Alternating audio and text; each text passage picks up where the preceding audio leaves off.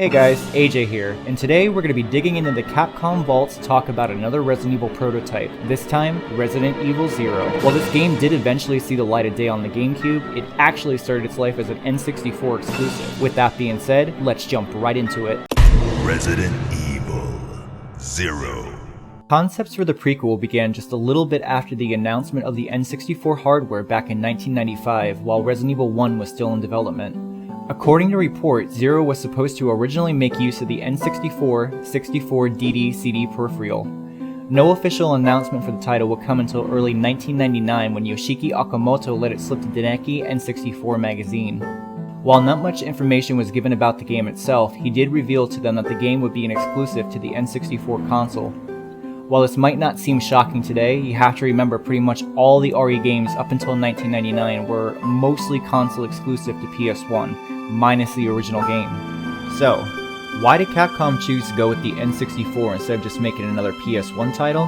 There is actually some interesting reasons for that. The developers of the title, Capcom Production Studio 3 at the time, believed that the N64 cartridge-based media would handle the item dropping and partner zapping systems a lot easier than the PS1 CD-based media. We can also speculate they wanted to cut down on the door loading times as well as focus on better rendered character and enemy models for the title. In contrast to other RE betas which went through a ton of changes during development, the story and settings for Zero remained mostly the same in the finished product. While researching, we were able to find a few ideas that didn't make it into the final GameCube release, such as multiple endings. Capcom had intended, like the original game, to feature multiple endings based on which character lived or died during your playthrough. According to reports, they made it so that during a playthrough it was possible for Rebecca or Billy to die, and the player could keep playing on and vice versa. Capcom sadly chose to change this so they wouldn't mess up the continuity of the true ending from Resident Evil 1. Personally though, I would have liked this to be kept in as the other endings would have just been considered non-canon, and it would have added a lot more playability to the main game. Another interesting idea that was cut from the game was the addition of co-op play. In the official development diary of the game, Capcom confirms that this was something they wanted to include in the N64 version, along with enemies being able to chase you from room to room. Another interesting idea they chose to cut from the final game was Billy giving Rebecca the infamous bandana she wears in RE1 at the end of the game. This would later be changed to him giving her the dog tags.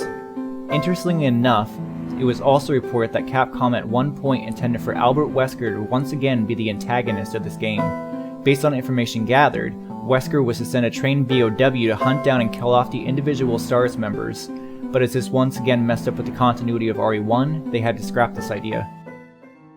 Leading up to the release of Zero, Capcom decided to port Resident Evil 2 to the N64, much to everyone's surprise. No one thought fitting a 2-disc game on one cartridge could be done back then, but Angel Studios did it. This version of the game would be unique as it featured exclusive files called the X-Files. Okamoto will later talk to Famitsu about this around January 2000, revealing that the exclusive X-Files would set up the backstory for Zero on the N64.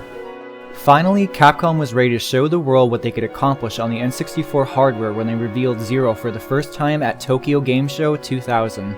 Gamers not only got their first sneak peek at the game, but also got to play the infamous train section, and while feedback was mostly positive, there were signs of trouble. It was reported that while the game looked a lot better than past titles, whenever zombie dogs would appear on the screen, the frame rate would take a nosedive. Obviously this is pointing to RAM issues with the console itself. Sadly, this was confirmed later as development of the game was completely at a standstill due to limitations of the N64's cartridge space. Unlike most prototypes though, Zero wouldn't be cancelled, it would be upgraded for the upcoming GameCube.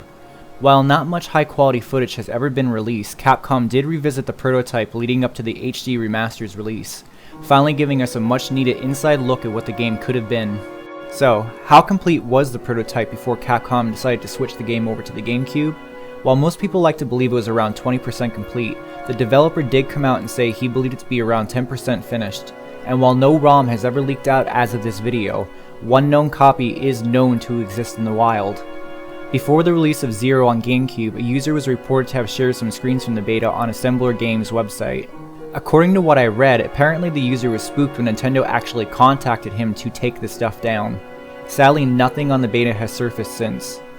Well, that's gonna be it for our look at Resident Evil 0 on the Nintendo 64. Though we did get a much more improved version with the Nintendo GameCube, it was really cool to see what the game originally was. But I'm curious to know what you guys think of the Nintendo 64 version. Would you have rather got that instead, or are you happy with the version we got on the Nintendo GameCube? Let us know down in the comments. If you enjoyed this video, please leave a like, and for more Resident Evil content, make sure to subscribe. The Residents of Evil is a Patreon supported channel, so if you'd like to help support the channel and unlock some great perks in return, head over to patreon.com/ROE Network. Links will be down in the description. As always, thank you guys so much for watching, and we hope to see you back at the Residents of Evil.